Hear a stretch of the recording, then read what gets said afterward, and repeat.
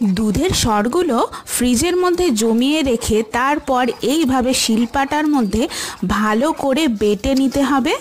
আর তারপর ঠান্ডা জল দিয়ে 2 থেকে 3 বার ভালো করে ধুয়ে নিতে হবে। যে জলটা দিয়ে এইভাবে সরবাটাটা ধুয়ে নিতে হবে সেই জলটা যদি ফ্রিজের জল হয় বা ডিপ ফ্রিজ থেকে তোমরা বরফ নিয়েও যদি এটা ব্যবহার করতে পারো তাহলে তো খুবই ভালো হয়।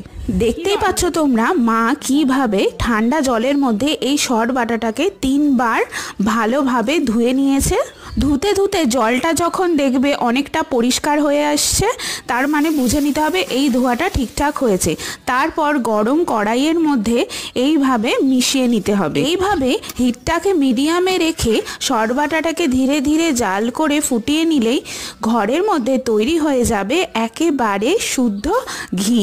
তো দেখো কতগুলো ঘি সেদিনে বানানো হয়েছিল। ঘিয়ের স্বাদ একদমই ভোলার মতো নয়।